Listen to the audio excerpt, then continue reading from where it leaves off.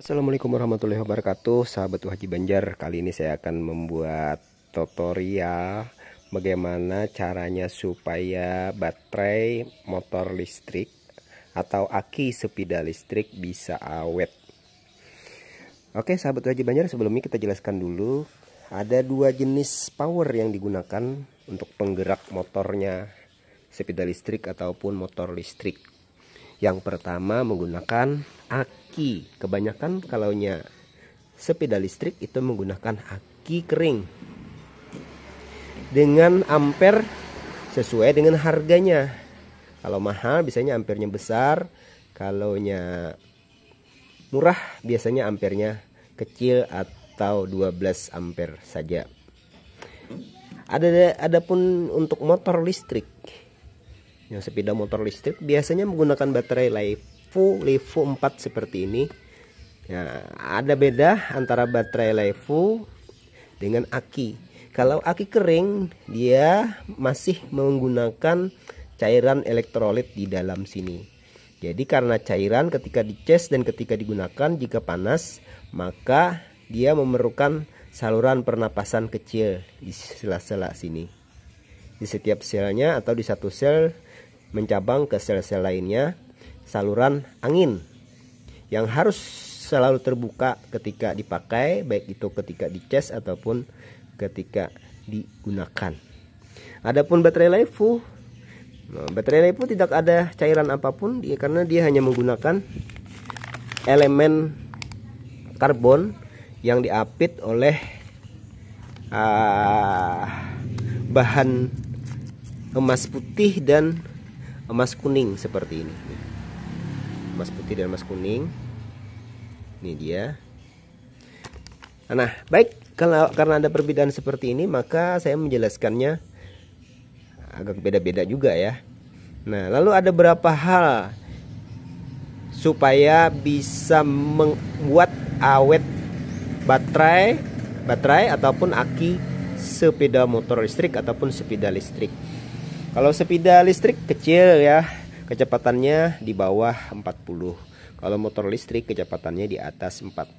Kali ini termasuk motor listrik karena kecepatannya bisa mencapai 45 km sampai 60 km jika memakai baterai LiFo 4. Ini saya pasang aki, jadi kecepatannya sekitar 40 km saja, termasuk golongan sepeda listrik walaupun dia motor listrik. Baik, ada beberapa tips untuk menghemat atau membuat awet baterai dan aki sepeda motor listrik. Yang pertama,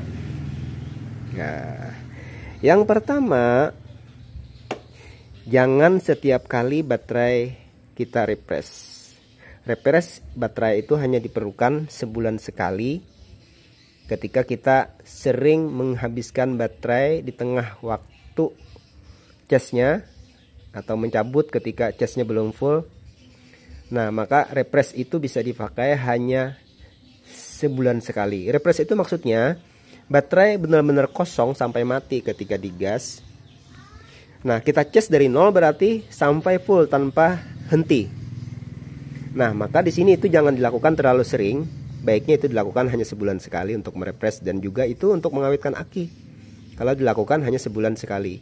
Tapi kalau setiap waktu, maka karena pengecasan itu terlalu lama, dari dia 0 sampai full itu lama, aki ataupun baterai itu akan panas. Ini akan memperpendek usia aki. Jadi sebaiknya mengecas baterai jangan terlalu kosong. Misalnya sisa 1 kurang 1 gitu ya, kurang 1 kurang 2 kita cas. Atau bahkan hanya dipakai beberapa menit karena kita tidak terpakai lagi selama beberapa jam kemudian atau seharian tidak bakalan dipakai lagi, kita cas aja. Jangan nunggu sampai level baterai itu 0. Apalagi sampai digas mati sendiri mesinnya. Itu drop. Kalau dicas sampai full, casannya panas, aki ataupun baterainya juga panas. Nah, kalau kita cas hanya sebentar-sebentar saja juga dihenti-hentikan juga kurang baik buat aki. Kenapa? Karena menghentikan pengecasan itu merusak susunan elektroda di dalam. Jadi usahakan kalau memang kita ngecas dari sejak dicolok listrik sampai full itu jangan sampai terhenti. Nah ya. Nah ini tips yang kedua. Tips yang kedua adalah tadi kan jangan sampai kosong betul-betul, harus diisi. Yang kedua ini, ketika kita sudah mencolok listrik untuk ngecas akinya, wajib kita cas atau usahakan casannya itu dari berapa persen kita mencolok. Misalnya kita dari 0% atau dari 60% kita colok, atau baru dipakai sejam kita colok. Usahakan jangan dicabut sampai dia full. Nah ini penting untuk menghemat, untuk mengawetkan aki, untuk menjaga susunan elektroda di dalam supaya jangan kacau balau. Nah jadi waktu repres pun nanti sebulan sekalinya juga gampang. Aki di cas berikutnya mudah untuk full. Ketika kita ngecas aki misalnya dari 60%, nanti baru isinya 80% mau dipakai, ini dicabut. Nah pengefull untuk mencas full berikutnya itu agak lambat, susah, karena elektroda di dalamnya berhamburan ya di dalam sini. Min plusnya, kutub plus dan minnya dia jadi kacau balau. Nah ini yang kedua, jangan mencabut atau jangan berhentikan casannya sebelum 100%. Bagaimana kalau padam lampu pas ngecas? Ya makanya ada jadwal repres aki, sebulan sekali kita cas dari 0 sampai 100% tanpa terputus jack listriknya atau listriknya. Nah ya, yang ketiga ini ada casan. Gunakan casan yang sesuai. Kalau casannya untuk baterai beda dengan Levo ya. Untuk baterai ini tegangan casnya 48 volt itu fullnya di 56,4. Tapi kalau baterai Levo itu tegangan fullnya casannya beda, nggak bisa sama. Tegangannya di 54,6. Jadi di 55 volt dia harus stop, sudah meledak nih. Kalau ini dipakai untuk ngecas baterai Levo akan merusak baterai Levonya. Nah jadi disesuaikan, ampernya juga harus disesuaikan. Nah ada dua casan, ada yang pakai trapo, ada yang pakai switching. Kalau switching ini akan mengganggu pemancar FM atau radio lainnya. Kalau trapo aman. Berikutnya untuk menghemat atau untuk mengawetkan, memperpanjang usia baterai. Ketika kita mau ngecas, ini yang keempat ya. Ketika kita mau ngecas menggunakan casan ini, tadi sudah ya casan yang sesuai, maka kita harus colokan dulu ke listrik. Colokan dulu ke listrik gini. Yuk. Nah sudah nyala, baru kita cas, colokan sini ke casannya. Kenapa? Untuk menghindari percikan api yang bisa merusak baterai, atau menghindari jikalau ininya longgar. Jadi pastikan dulu ini kuat, tercolok, baru kita itunya dimasukkan, jadi aman. Nah ini sudah ngisi, kipas berputar. Usahakan gunakan casan yang otomatis, karena nanti kalau sudah full di tegangan tertentu kipasnya berhenti, cas masuk ke situ juga berhenti, bahkan listrik juga akan di-off-kan oleh casan ini. Dia tidak akan mengalir listrik lagi di sini, ke situ pun aman. Nah itu ya. Yang berikutnya, yang paling penting adalah, nah ini yang paling penting nih. Ini beda nih antara baterai dengan aki. Usahakan motor listriknya jangan sampai jumping, rebah atau apalah ya. Karena di dalam aki itu ada cairan elektrolit. Nah, di dalam aki ini juga ada lubang pernapasannya nih. Nah, fatalnya kalau ini terbalik kayak gini, nanti lubangnya mampet di sini.